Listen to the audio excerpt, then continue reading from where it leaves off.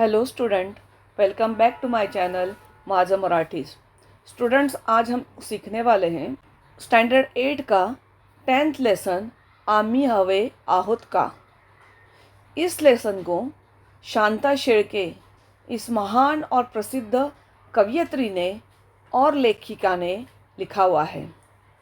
शांता शेळके जी बहुत अच्छे कवयित्री भी है और बहुत अच्छी लेखिका भी है।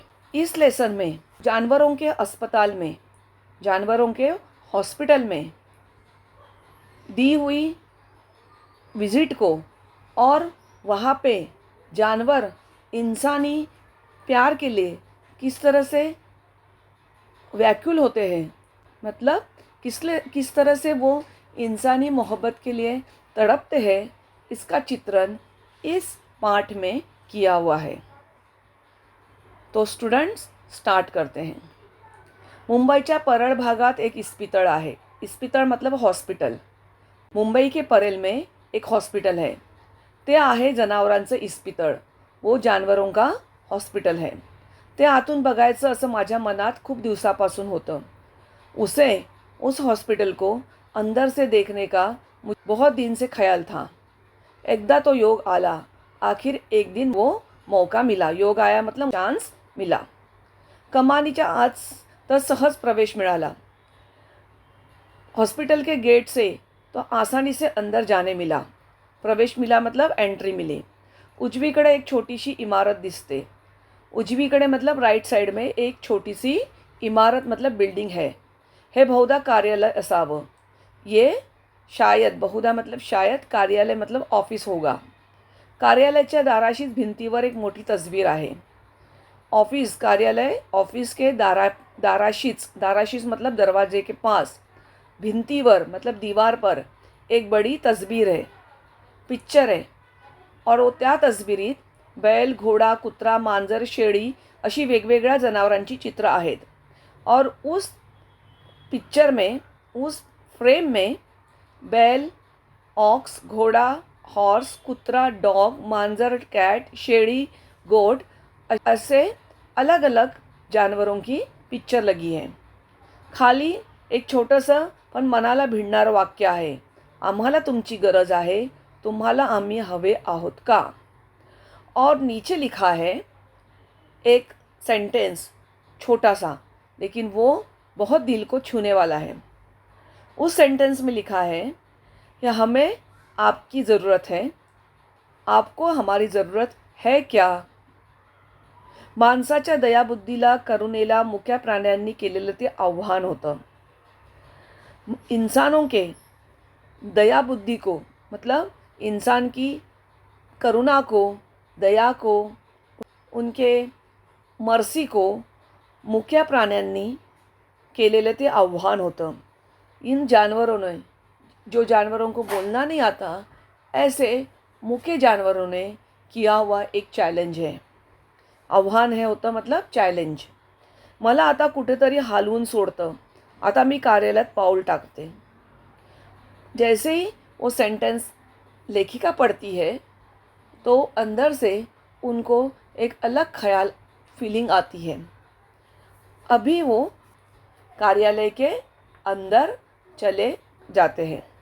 समोरच्या कपाटावर उदी रंगाचा एक गलेलट्ट बोका मजेत आपल्या मिशा साफ करत बसला आहे।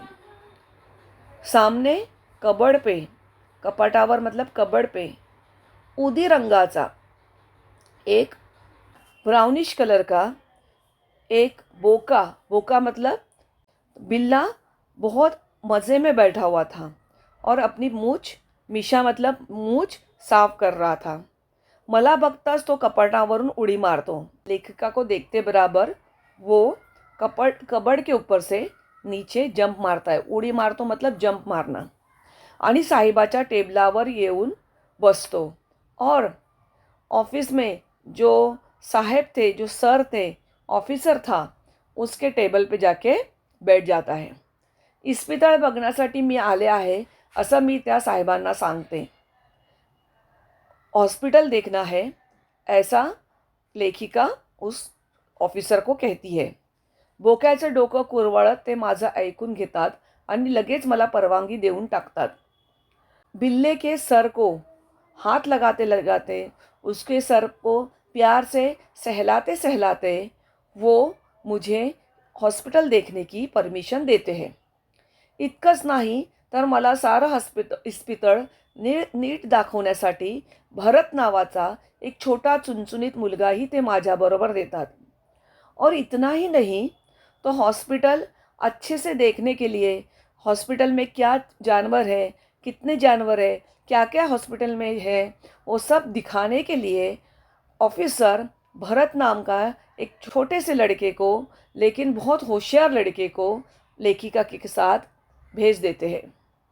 आम्ही पुढे जाऊन डावीकडे वळतो. लेखिका और वो भरत आगे जाके डावीकडे मतलब लेफ्ट हँड पे टर्न होते हैं. एवढ्यात भरत मला म्हणतो, बाई हा मांजरांचा विभाग बघायचा आहे. भरत कहता है, मैडम, बाई मतलब मैडम, क्या आपको ये बिल्लियों का सेक्शन देखना है. मांजर मतलब बिल्ली, विभाग मतलब उनका सेक्शन देखना है. मांजराचा विभाग म्हटल्यावर मी उत्सुकतेने आत पाऊल टाकते. बिल्लियों का सेक्शन देखने के लिए लेखिका बहुत उत्सुकते से मतलब खुशी खुशी आगे बढ़ती है. एक लहानशी पण स्वच्छ खोली, आपल्या स्वयंपाकघरातले ओटे जेवढ्या उंचीचे असतात तेवढ्या उंचीचे कट्टे, एक छोटी सी खोली, रूम, लेकिन स्वच्छ, क्लीन. स्वयंपाकघर में, स्वयंपाकघर मतलब किचन में, किचन प्लेटफॉर्म जितना रहता है उतने ही ऊंचाई पे यहाँ पे भी कट्टे बांधे हुए थे, मतलब प्लेटफॉर्म बने हुए थे. आणि त्याच्या खाली एकेरी जाळीने विभागलेले छोटे छोटे खन और उसके नीचे कंपार्टमेंट डाले हुए थे और उस कंपार्टमेंट को छोटे छोटे गैप वाली जाली लगाए थे. किचन के प्लेटफॉर्म जितने हाइट पे रहते उतने हाइट पे यहाँ पे भी पत्थर लगाए हुए थे. जैसा प्लेटफॉर्म पे पत्थर लगता है किचन प्लेटफॉर्म पे, वैसे ही यहाँ पे भी पत्थर लगा हुआ था. और नीचे अलग अलग खाने बनाए हुए थे और हर एक खाने पे छोटे छोटे होल की जाली लगी थी. आणि त्यांच्या खाली एकेरी जाळीने विभागलेले छोटे छोटे खण, बाहेरच्या बाजूंनी या खणांना जाळ्या बसवलेल्या आहेत. प्रत्येक खोलीत एक एक पेशंट. बाहर की साइड से हर एक खन में हर एक छोटे छोटे जो हिस्से थे उन हिस्सों पे जाली लगाई हुई थी और हर एक हिस्से में, हर एक कंपार्टमेंट में एक एक पेशंट था. एका भला थोरला काळाभोर बोका आपल्या हिरव्या डोळ्यांनी व्याकुळ नजरेने बघत आहे. एक बहुत बड़ा काला काला बोका मतलब बिल्ला अपने हरे हरी आँखों से, हिरव्या डोळ्यांनी मतलब हरी आँखों से, बहुत व्याकुळ नज़र से मतलब बहुत दुखी नज़र से देख रहा था. एक चिमुकलं कबर पिल्लू कावरबावर झालं आहे. एक छोटासा बिल्लू, कबर पिल्लू मतलब छोटा सा बच्चा बिल्ली का, कावरबावर मतलब थोड़ा सा डरा डरा सा लग रहा था. एक मांजरी चिडलेल्या वाघिणीसारखी पिंजऱ्यात इकडून तिकडून फेऱ्या मारत आहे. एक बिल्ली, मांजरी मतलब बिल्ली, जैसे तरह से टाइगर लायन अपने पिंजरे में यहाँ वहाँ गुस्से से घूमते रहते हैं, उसी तरह से वो बिल्ली जो है यहाँ वहाँ गुस्से से यहाँ वहाँ घूम रही थी. एक ठिपक्या टिपक्यांचं मांजर आपण पेशंट आहोत हे विसरून मांजर जातीच्या स्वच्छतेच्या आवडीनुसार आपल्या पंजांना तोंड, मिशा, डोळे पुसून साफ करत आहे. एक बिल्ली जिसके ऊपर छोटे छोटे स्पॉट थे, जिसके ऊपर टिपके टिपके थे, गोले गोले थे, वो बिल्ली खुद पेशेंट थी, लेकिन वो भूल गई थी कि मैं पेशेंट हूँ और पूरे अपने बदन की स्वच्छता कर रही थी, स्वच्छता क्लीन कर रही थी अपने बदन को. अपने पंजे से वो मूछ, मुंह और आँखों को साफ कर रही थी. अपने मुंह को, मूछों को और आँखों को साफ कर रही थी. एक मांजर खूप आजारी असावं कारण ते डोळे मिटून पुढल्या दोन पंजावर तोंड ठेवून गप पडलं आहे. एक बिल्ली शायद बहुत बीमार थी क्योंकि वो आंखें बंद करके आगे के दो पंजे पे मुंह छुपा के चुपचाप बैठी हुई थी. मांजराजवळ दोन बशा आहेत, बिल्ली के पास, हर एक बिल्लियों के पास दो दो बशा मतलब सॉसर है. एक खाद्य पदार्थासाठी व दुसरी पाण्याची. हर एक बिल्ली के पास दो प्लेटें हैं. एक प्लेट में खाना है तो दुसरी प्लेट में पाणी है. प्रत्येकाजवळ त्याच्या प्रकृतीतले चढ उतार दाखवणारा तक्ता भिंतीवर लावला आहे. और उसी तरह से दीवार पे, भिंतीवर मतलब दीवार पे उसकी हेल्थ के रिलेटेड रिपोर्ट बनी हुई है और उसको चिपकाया हुआ है. तख्ता मतलब रिपोर्ट बनाया हुआ है और उसके भिंती के ऊपर चिपकाया हुआ है. हर एक बिल्ली का हेल्थ का रिकॉर्ड उस दीवार पे चिपका हुआ है. प्रत्येकाला बसायला मऊ अंथरूण आहे. हर एक बिल्ली को बैठने के लिए मऊ अंथरूण है मतलब सॉफ्ट बिछाना है, मतलब सॉफ्ट गदेला है. मी आणि भरत खोलीत पाऊल टाकतो मात्र सारी मांजरं चमकतात. जैसे ही लेखिका और भरत बिल्लियों के रूम में पैर रखते हैं वैसे ही सारी बिल्लियाँ चमक जाती है, थोड़ी सी डर जाती है. त्यांच्या डोळ्यात आतुरता काठोकाठ भरली आहे. उनकी आंखों में आतुरता मतलब अपनापन बहुत ज़्यादा दिखाई दे रहा था. मग काही मांजरं जाळीवर नाक घासू लागतात. कुछ बिल्लियाँ जाली पे नाक रगड़ने लगी. काही नखांनी जाळा खरवड़ू लगतात. कुछ बिल्लियाँ नाखून से जाली को खरवड़ने लगे मतलब नोचने लगे. मियाव मियाव मियाव कोवळ्या निभर भरीव किनऱ्या आवाजांचा एकच कलकलाट सुरू होतो. बिल्लियाँ सारी आवाज़ें करने लगी, सारी चिल्लाने लगी, मियाँ मियाँ मियाँ. कुछ आवाज़ छोटी सी थी, कुछ आवाज़ निबर थी, कुछ आवाज़ बारीक थी और कुछ आवाज़ बड़ी थी. एक ही कलकलाट सुरू होतो. बहुत सारी आवाज़ें, अलग अलग तरह की आवाज़ें आने लगी.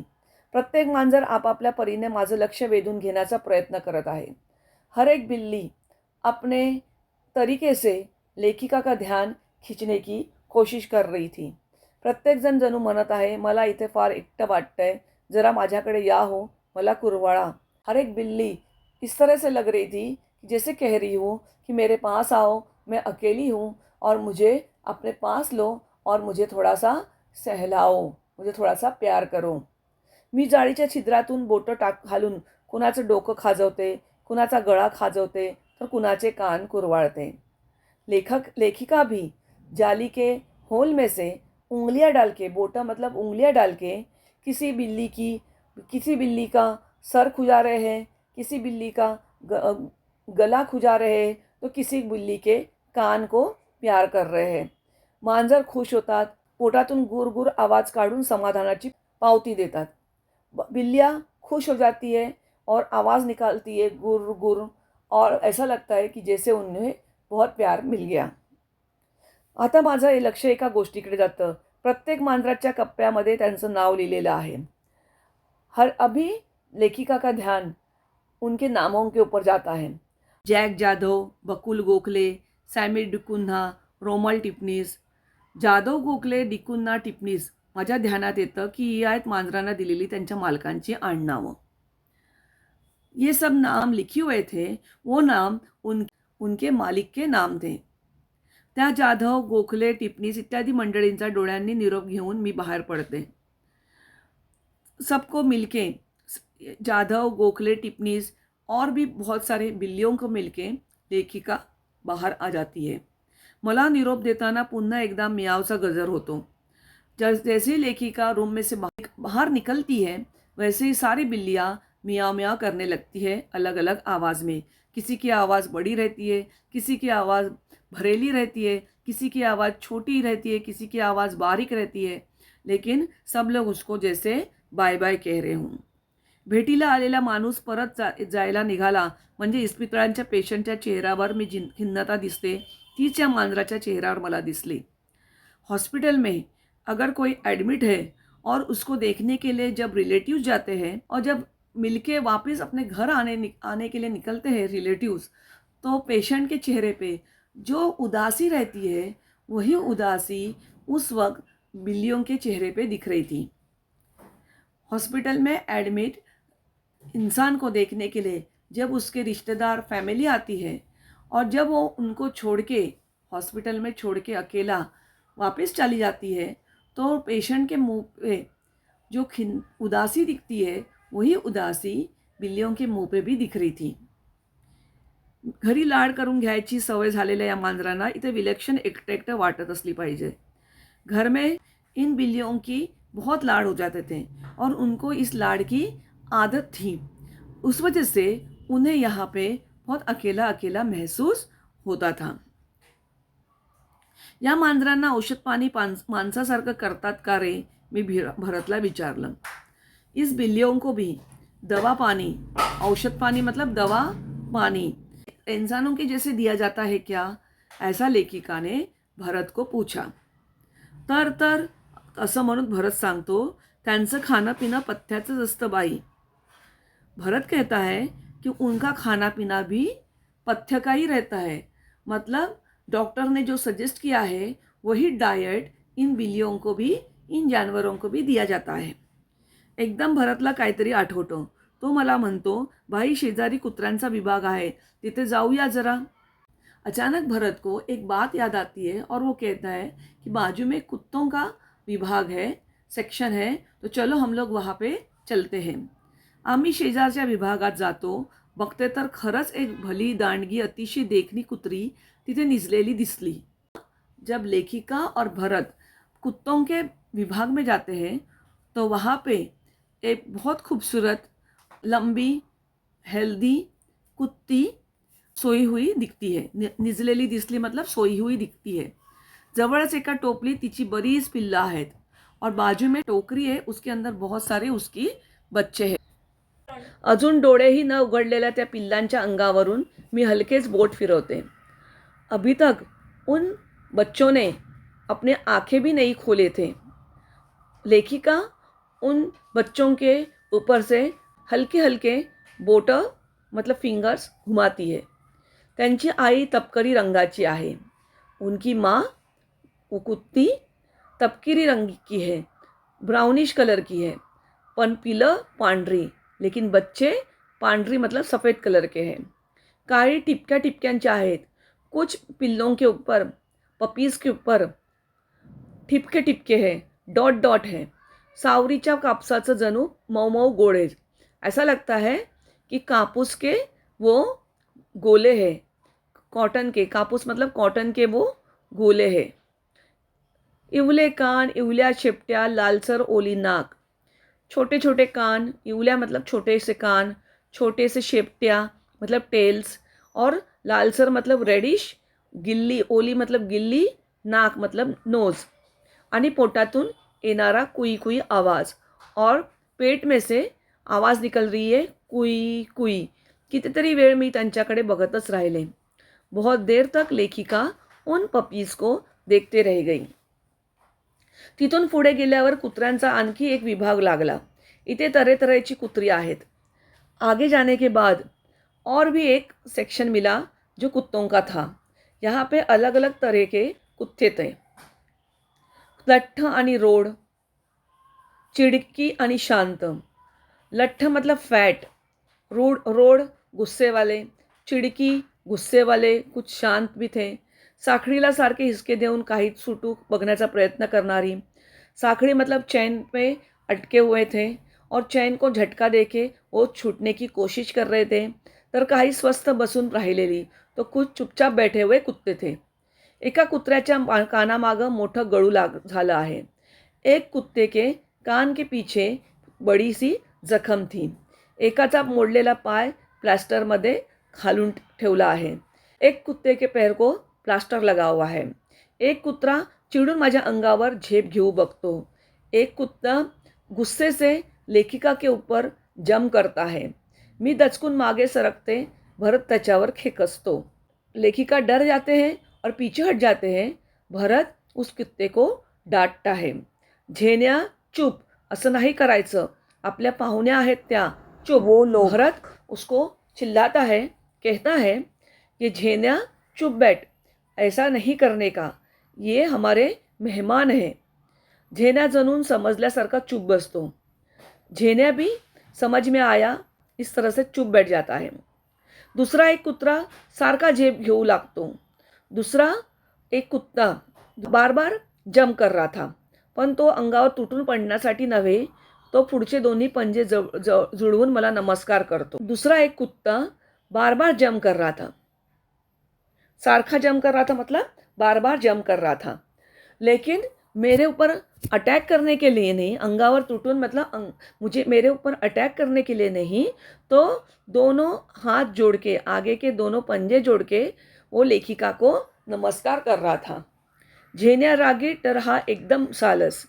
झेन्या नाम का जो कुत्ता था, जो लेखिका के आंग पे आया था, वो बहुत गुस्से वाला था.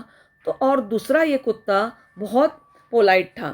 भरत मला म्हणतो, आल्या गेल्या सर्व लोकांना तो असा नमस्कार करतो बाई. भरत लेखिका से कहता है कि जितने भी मेहमान आते हैं उन सब मेहमानों को ये कुत्ता नमस्कार करता है. मी भरतला विचारते, इथं आणखी कोणतं प्राणी येतात रे. लेखिका भरत से पूछती है कि यहाँ पे और कौन कौन से जानवर आते हैं, प्राणी जानवर आते हैं. पुष्कळ येतात बाई, भरत सांगू लागतो.